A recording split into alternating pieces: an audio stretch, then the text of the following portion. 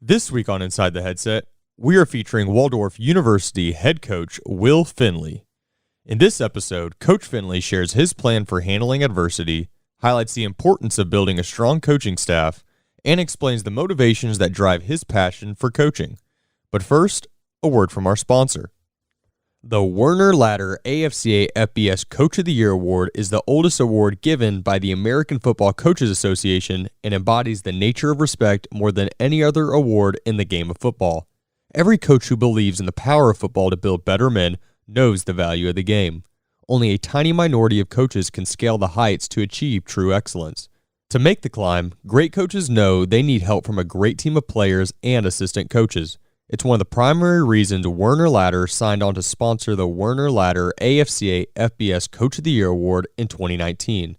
As a world leader in ladder manufacturing, Werner knows what it means to support a champion's climb to the top.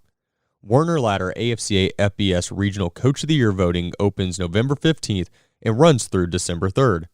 Active AFCA members will receive an email from the AFCA offices with voting instructions the day voting opens. Once the 5 FBS regional winners are selected, those are the 5 finalists for National Werner Ladder AFCA FBS Coach of the Year, and that voting starts in the middle of December and ends the week prior to the 100th Annual AFCA Convention in San Antonio, Texas. For questions regarding Coach of the Year voting, please feel free to contact Vince Thompson at vince@afca.com.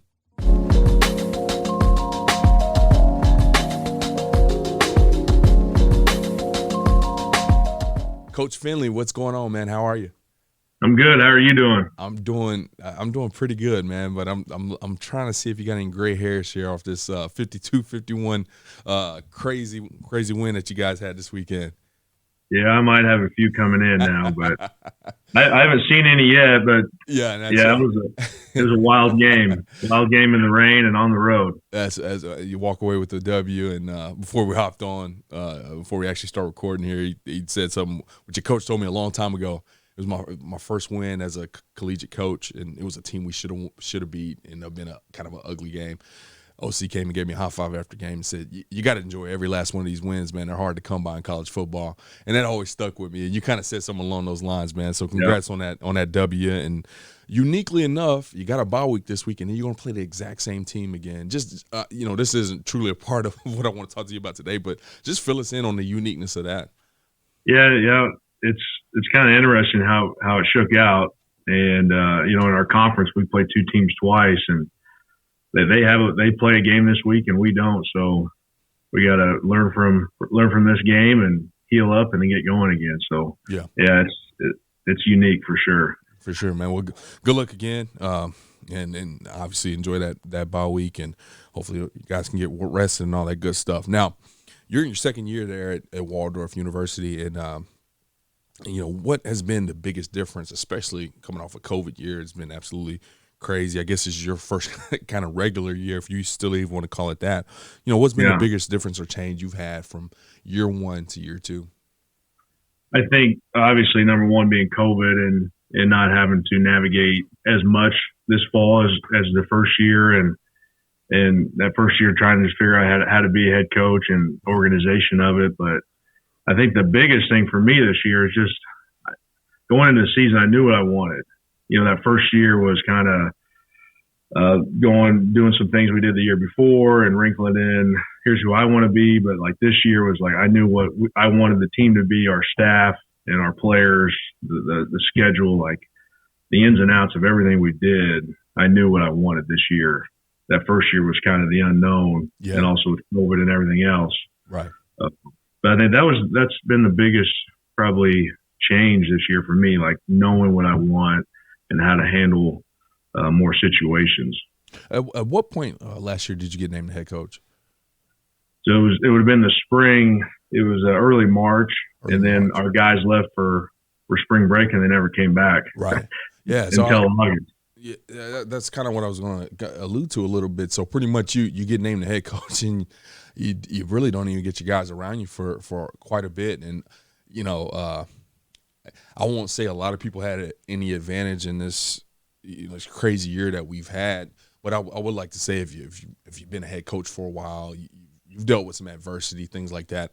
You probably adjusted better, but you're a first-time head coach, and all of a sudden you're just dropped into this crazy situation in terms of players are all over the country trying to keep them connected, keep them engaged, trying to figure out what the heck's going on with the season. How just very briefly, just talk to us about how you handled that. Yeah. Well, I was introduced head coach at our morning run on the Friday before spring break, and like I said, that was the last time I saw him. And I think just as a staff, we just got together and said, hey, we're going to start doing Zoom meetings and keeping up with our positions. And I reached out to every single guy and all our signees and our recruiting class, and we just kind of hit the ground running. But I think just that constant communication and building relationship. And I had a good relationship with the whole team, and just built on that from just being a coordinator to now the head coach. Right. Yeah, I mean, good thing playing in your favor is you weren't just walking into a brand new program. You did have some feet established there, so probably played to your advantage just slightly there. Now, I kind of alluded to already that you took over this program with no previous head coaching experience. How were you able to set yourself apart from other coaches on staff that maybe were looking to get promoted to be that head coach, or even some of the people outside of that program that applied for that job? What did you do to let the administration know that you were the guy for that job? Well, I tell our staff this, and I try to handle every day as an interview. And I think just being around our administration and our former head coach and our players, and just I think just that every day coming in, and hey, you never know what's going to happen, and just understanding like I'm not going to change anything the day you go in the interview. You are who you are, right. And just that constant attention to being a better coach, being a better leader, and then just I guess all the years before, I always knew I wanted to be a head coach, and just setting those goals and figuring out how to get there. And then when the opportunity came, just being in the right place, right time sometimes helps also. Yeah, absolutely. Yeah, opportunity definitely has to meet that preparedness, and when you do both of them, you end up in a great position like you're currently in. Now, I did do a little homework on everything that's going on with you in the program, but one thing I didn't do, and I apologize, is kind of look at your staff and where you managed to. You took over that role. Did you bring any of your own guys in? Did you have to go through any hiring processes? If so, just talk to us a little bit about how you handled your first hiring, and then if not, what led you to kind of keep guys around? Yeah, kept the staff intact for the most part. Obviously, with Coach Littrell, when he left, I needed to hire an offensive coach, and that was during COVID, like the later part in the late spring. So I got the whole staff involved in that process and in the interview process, and we had Zooms and phone calls, and I thought that was important for our staff to see what that process looked like, just as I was learning it, mm-hmm. and being my first hire. Right. And so I thought that would have been an invaluable experience for not only our staff when they become head coaches, or if they want to do that, they can see that process, and then was able to hired another coach this off season. Kind of funny, Coach Reeder, we didn't really know each other, but I knew his dad, and it's just like, this, you talk to a lot of coaches, just that web of, I didn't know him, and I knew his dad, and right. It led to, hey, he's looking for a job, or he wants to be an O-line coach, and we're able to get him here. So I think, like anything, you're using your connections and people and right. finding out more. Not only are they a good coach, but they're a good person. They're going to care about our players and be a good person in the community. And so all those things went into that. Yeah. I got you on here. You just went through the process. So I asked you the question. If you don't have a great answer, you can kind of defer on this. But I get a ton of coaches on, and they do kind of allude to this, the hiring somebody that they know rather than what this resume says. If you don't know a guy who's got a tremendous resume, like is that something you kind of believe in? You'll much rather be able to have some people that you trust that can vouch for him over potentially a better guy on paper. Is that relatively true? Yeah, I don't think necessarily I have to know them, but just guys that I trust that are going to vouch for them and believe in them. And obviously it helps if I've met them before, but Right. I would say so. Like, because on paper, and you know this, like everyone might look the same, you know, and then what sets them apart, and it's how it's your relationship with other people, and if they can vouch for you, then that's a good thing. Yeah, ultimately, you're going to come in and learn your system or whatever. So really, it's more about the person and how they're going to interact with your young people, how they're going to be with recruits, etc. That's a great point there. Now, you've been in your early 30s when you took this job, and honestly, not extensive experience. Now, obviously, you coach on offense, you were interim DC, so you have a lot of experience, but it's only at 2 universities, one being the place you played at. So not having this ton of experience outside of Waldorf and Benedictine, how were you able to kind of put yourself in this position? What were you doing early on in your career? Who did you latch on to? Who did you watch to put yourself in a position to, you know, be leading a 5-1, I believe 5-1 after this weekend football program? Yeah, I think early on, like I said, setting those goals, and I knew I wanted to be a coordinator and eventually be a head coach. Just didn't know when it was going to happen. Didn't think it was going to be that early. But I think that next step to the coordinator, in the off season, going to different. Spend a lot of time going to like Northwest Missouri State or, some of the schools in the area of great programs, and seeing how they see how they run a program, see how they call their defense, see how they lead, and just taking those notes and we'd steal some things and what works and what doesn't. And right. In the summer going to camps and meeting coaches, I spent a lot of time. You can ask my wife. We, a lot of our own personal money traveling around and going to camps and meeting coaches. And I think you have to do some personal investment in yourself. Absolutely. As a young coach to get to where you want to go. And I think just a constant thought and process of chasing that and just trying to find people that align with what you want to do. And right. Well, you said something. So, yeah, it was a combination of all that.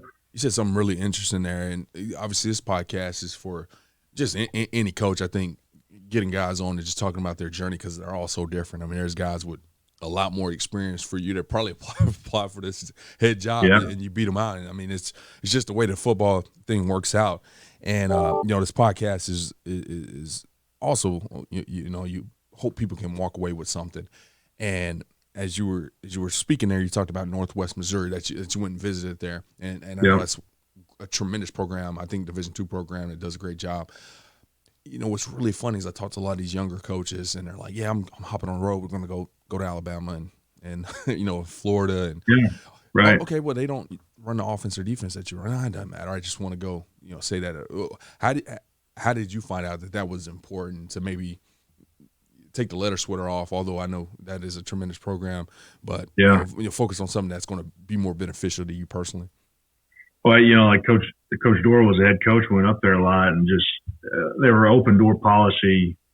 I think that's part of it. Like, guys are going to spend time with you before their meetings and invite you out to practice and share ideas, but also ask how your family's doing, and you start to build a relationship with those coaches. And right. And I think, like you said, and it wasn't only there, but like that's kind of where we started, and we'd go a lot. And I think who you match up with best and where you should go probably. Absolutely. Can you share a little bit about what your coaching style is? And you mentioned that you had these goals to be a head coach. Where did that come from? Where did you get that desire, and what keeps you going 10 years in? Kind of those. What's the fuel to your fire?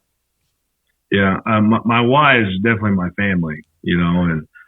But serving our players, serving leadership, and being involved in their lives, wanting our guy, number one, to graduate, and that's going to help them the next 40 years. I always say the 4-year decision is going to be a 40-year, and that's the most important. Just getting to know our guys and hopefully pushing them farther than where they think they are right now, and opening up doors that they might not think were there. And who I am every day is I try to be the same person every day, bring energy to our meetings and our practices, and coach our guys hard and love them up.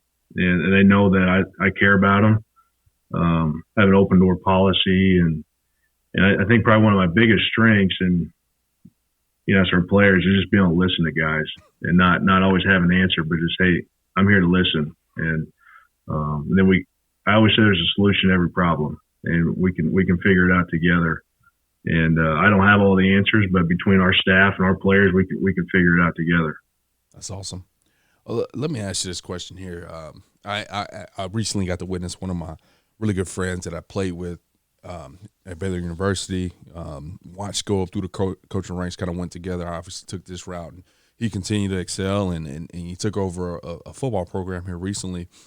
And I was sitting here, I watch every game that he's the head coach of, and I just always kind of wonder. I haven't hit him up until I don't plan to hit him up till after the season. I'm always curious of.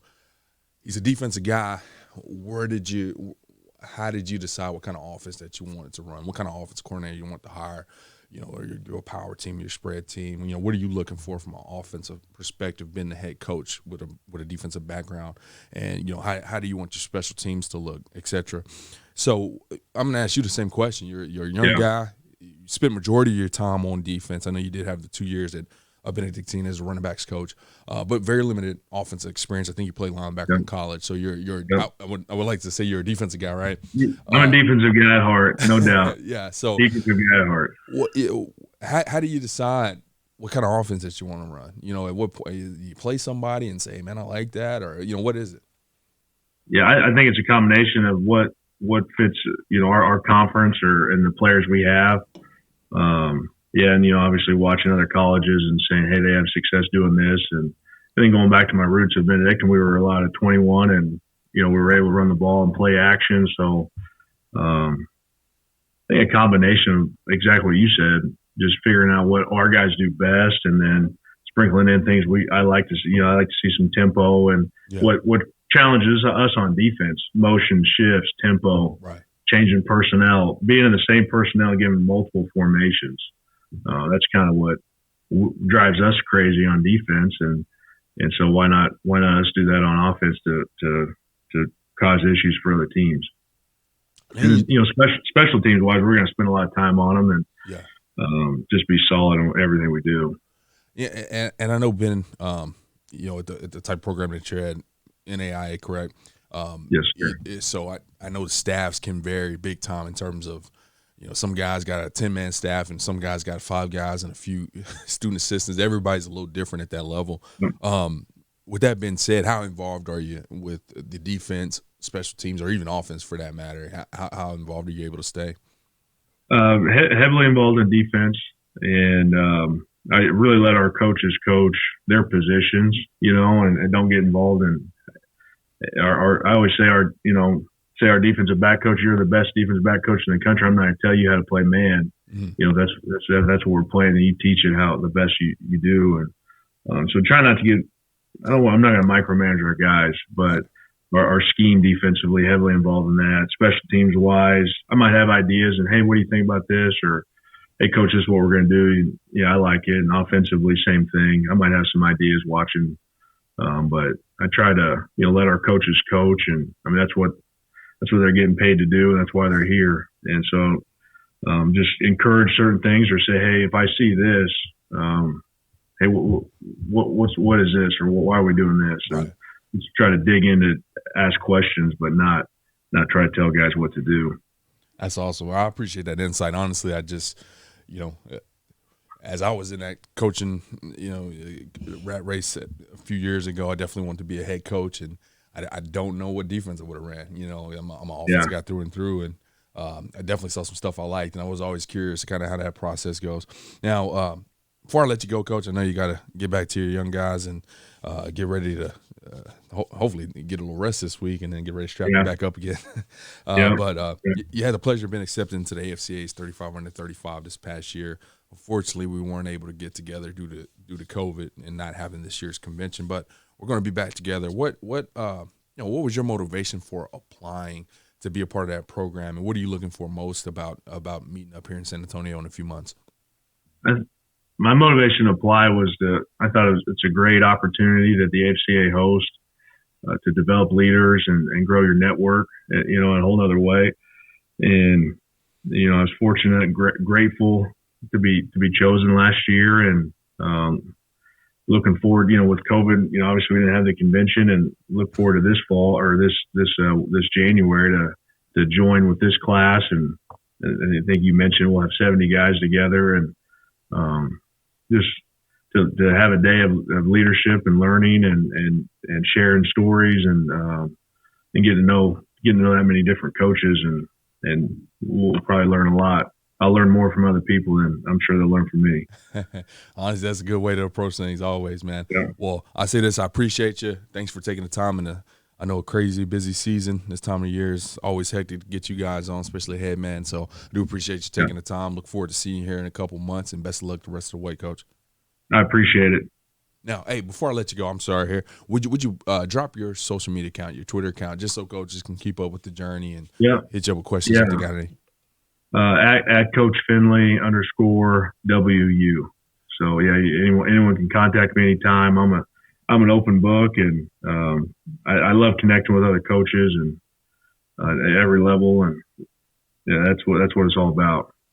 Amen, Coach. Well, we'll make sure to link that in the show notes, make it easy for coaches to connect with you. Once again, I appreciate you. Best of luck the rest of the way. Appreciate it. All righty, Coach. Thanks for listening to this week's episode of Inside the Headset.